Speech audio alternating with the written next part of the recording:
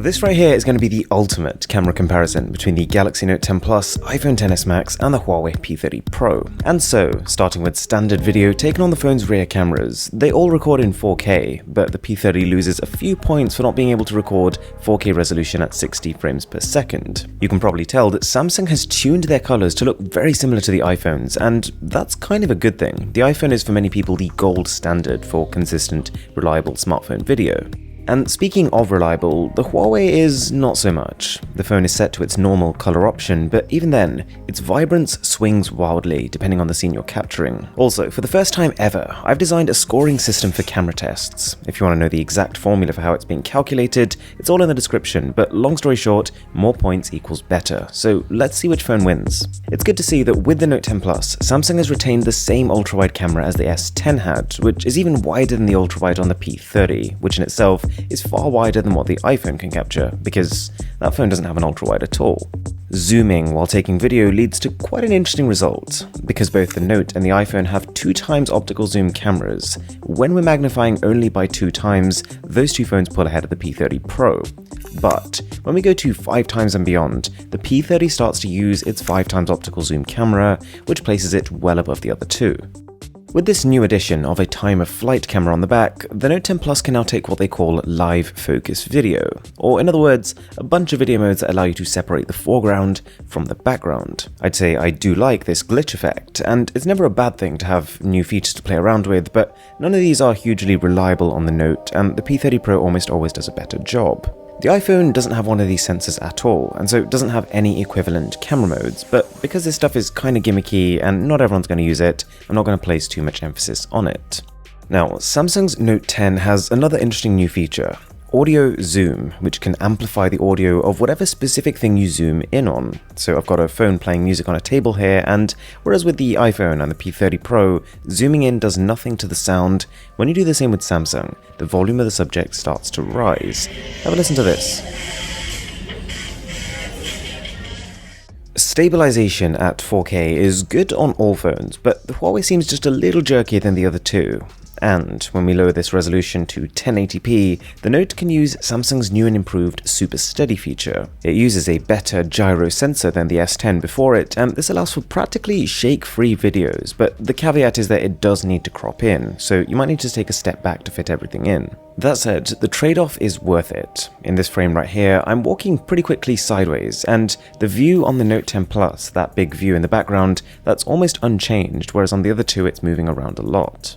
All 3 flagships can record slow-motion video at a few different frame rates, and you might be able to tell, the Samsung and the iPhone's footage looks almost identical, with Samsung just having a tiny bit more artificial sharpness added. The P30 is definitely trailing and also needs to crop in when taking any kind of slow-mo.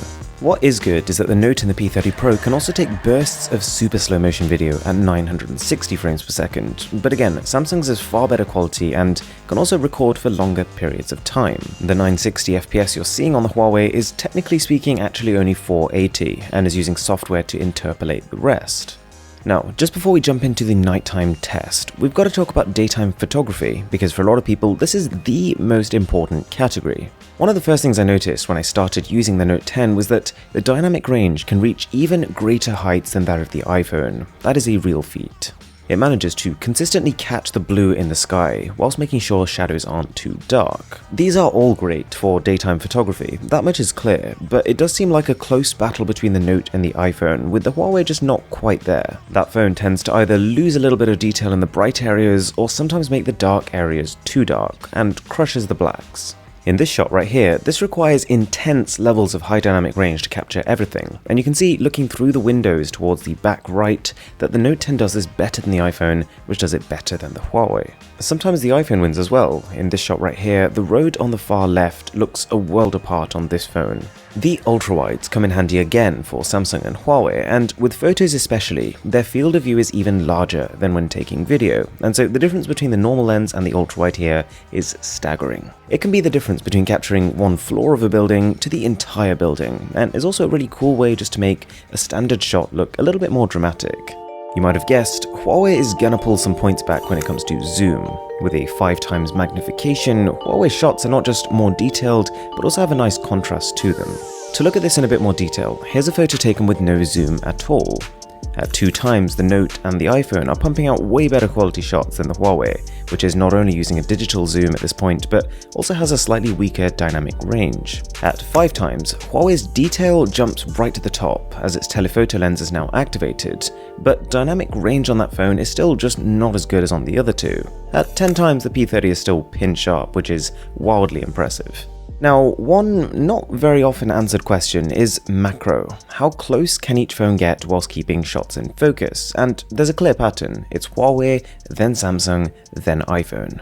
You've probably already heard of the iPhone being the king of portrait mode photography. Well, it has just got a potent rival in the Galaxy Note 10 Plus. Armed with a new time-of-flight sensor on the Samsung, edge detection is brilliant and the background blur powerful but realistic. Also, both the Samsung and the iPhone, they use their telephoto cameras to take portraits, which has the caveat of needing to take a step back, but almost always just looks better. Because the Huawei has this crazy 5 times telephoto camera, it's too much, and so that phone has to use its primary camera. You can zoom in manually though. Also, whilst both the Note and the Huawei take a hit to dynamic range when using portrait mode, the iPhone doesn't seem to at all. Right, let's talk about low light, and starting with video. Whilst the Note produces bright video in the dark, the quality leaves quite a lot to be desired. The iPhone is darker, but even then better than the Samsung. I take a dark video over a grainy video any day. But then you've got the Huawei. Low light video on the P30 Pro is both bright and noise-free. It's not even close. Low-light, ultra-wide video is an option on the 2 Android phones, which does result in darker footage because that camera is less good than each phone's main sensor, but still cool to have. What might be more useful is the P30 Pro's zoom. This video right here is 5 times zoomed in very low light, and the P30 barely even takes a hit. This is a really specialized phone, and it's at times like these that I'm quite appreciative of that. Okay, there's actually an unintended consequence of low light, the reduction in quality of electronic stabilization. You can tell on the Samsung that the lack of light is causing a little bit of artificial shake, but this issue is far worse on the P30 Pro. It feels like the iPhone on the other hand is relatively unfazed. I was expecting the Note 10 Plus to be good in low light, but not this good. It feels like the software has taken a real leap since the S10 was launched, resulting in bright, vibrant and sharp photos. If you look at the red sign at the top here, it's actually managed to better expose it and control the bright areas than the infamous P30 Pro. The Note isn't actually capturing as much information as that phone, and this becomes clear if we crop into a nighttime photo 20 times, but from a distance, a lot of its shots actually look better. The iPhone is the weakest out of the 3, that much is clear. You can still use that ultra-wide camera at night, and it's a complete joy. You capture a totally new perspective, and the 5 times optical zoom on the Huawei really transcends the other two in this admittedly kind of niche scenario. There's little to complain about with flash. Brightness looks almost identical, but the Note 10 retains a cooler color temperature, which is good here. With selfies in low light, they're all different. I like the fact that Samsung and Huawei have a wider front camera, better if you wanted to get a group shot, but the iPhone's photos are more evenly exposed, although a little bit dark. When there's a lot of light, the Note and the P30 are generally more prone to overexposure, but in most cases it's a good result on all 3. I do like the slight extra vibrance boost that Samsung is now consistently adding to photos. With video, though, the smart HDR that the iPhone uses really comes into its own. It's such a powerful bit of software, it can even control the brightness of the sun itself. That said, the Note has a real advantage in that its front-facing video is in 4K resolution. That is a quantum leap over the 1080p on almost every other phone, but its stabilization isn't quite as good on this setting. You might also be wondering about audio quality, so here's a clip that I was originally planning to put at the beginning of the video. Alright guys, welcome to a camera comparison between the brand new Samsung Galaxy Note 10 Plus, iPhone XS Max and Huawei P30 Pro. And we're out here in New York for this launch. This is going to be incredible.